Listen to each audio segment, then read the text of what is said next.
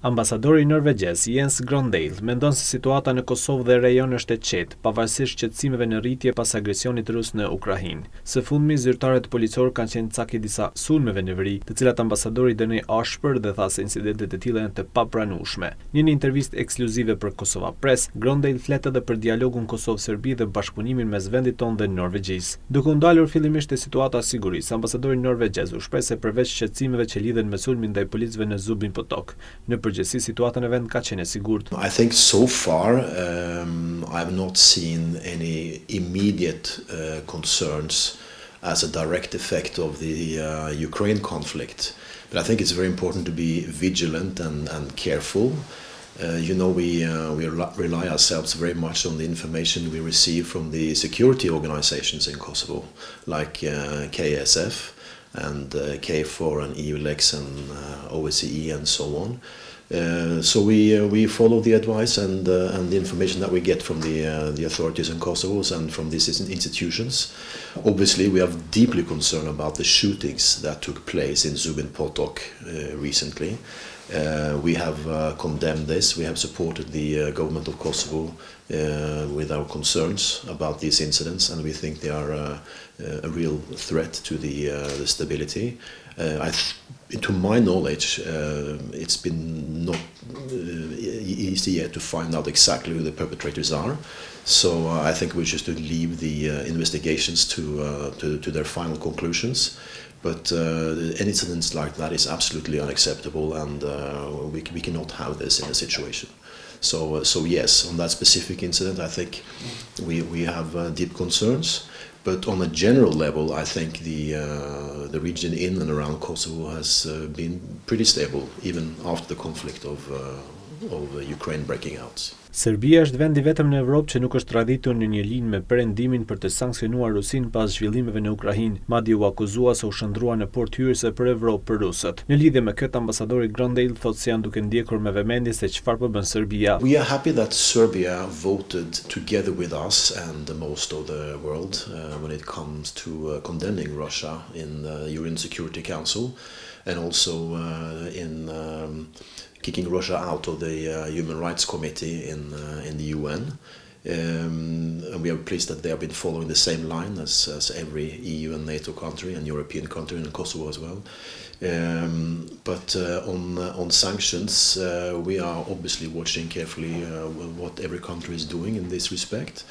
But so far we are observing what they are doing, and obviously we'll be interested to see what the next step they might take when developments will unfold further. Diplomati norvegjez në intervistën për KosovaPress foli edhe për dialogun Kosovë-Serbi. Së fundmi, palët nuk kanë dakord për të gjetur një zgjidhje të përhershme për çështjen e targave, ndërsa një takim i radhës është paralajmëruar me 13 maj. Ambasadori thotë se pavarësisht se marrëveshja përkohshme me ngjitset po funksionon, duhet një zgjidhje përfundimtare. I'm very hopeful, and we need a solution to this situation.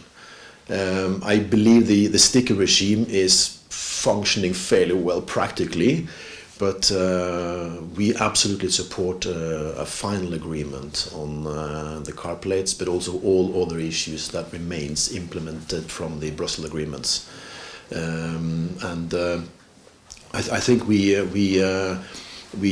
would like to see freedom of movement, freedom of travel, documentation being accepted by everybody, car plates obviously as well, as long as they fill the criteria of European best practices for car plates.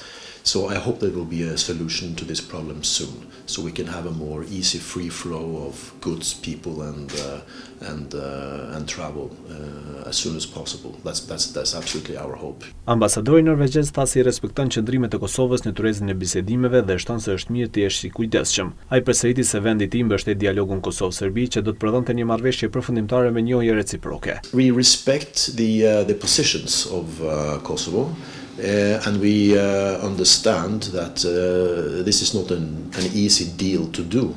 There are many overlapping considerations involved. I think it's very good to be careful and make good considerations about implementations.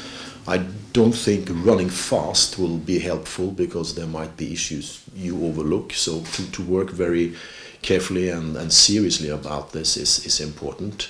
Obviously, we support the Kosovan government for the process of dialogue, for a positive process of the dialogue to reach a final agreement with Serbia and the EU. This is also what we communicate to the authorities in Belgrade from their side, also to reach out and find a common ground with Kosovo on these issues. So I understand it takes time, but I'm absolutely hopeful, and I am optimistic that at some point, hopefully not too long in the future, there will be an agreement. But I don't think it will be an easy ride. I think it will be a bumpy ride. I think there are many issues to be discussed, and there are many complicating factors that has consequences for both countries. And I understand that both parties would like to see what kind of consequences that could happen from making an agreement.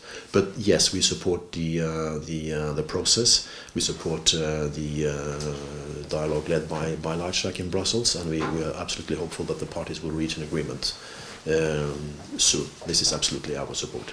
I pyetur nëse është optimist se një marrëveshje përfundimtare mund të arrihet brenda këtij viti, ambasadori u përgjigj me po. Yes, I'd like to say yes to that. Absolutely. I would like to say yes to that. We still have some 9-10 months left of this year, so I'm very hopeful.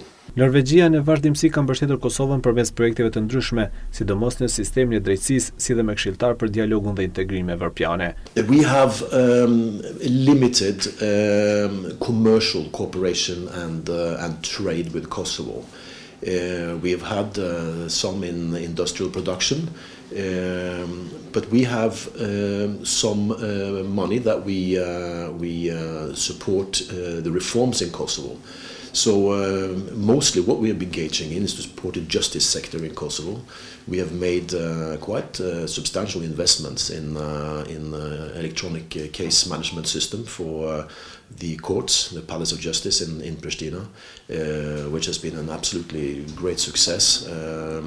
We have also invested in economic growth through startup initiatives and so on in Kosovo. We also support the dialogue and the institutions, as you know. And I'm also working on very specifically to see if we can do more within tourism. Because I think for Norwegians, they will find themselves very much at home in Kosovo with mountains, beautiful villages, very hospitable people, and very good food and many good cultural events going around all the year round. And we have direct flights from Oslo to Pristina several times a week. So, and after the pandemics now, I think it's time for us to connect Norway and Kosovo much more stronger than we have been able to in the past. Ambasadori norvegjez thotë se do të dëshironte që të shihte më shumë njerëz nga vendi i tij që të vizitonin Kosovën. Kosovo absolutely came to everybody's mind in the late 90s because of the conflict, unfortunately, but that's how it is. So I think a lot of people sympathized with the people in Kosovo at that time, and Norway was one of the first countries to recognize Kosovo, and we have supported Kosovo for the consolidation of Kosovo as a new European state.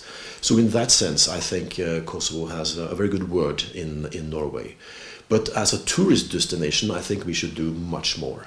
We have roughly 17,000 Norwegians with family background from Kosovo. They're doing a great job, speaking highly about Kosovo in Norway.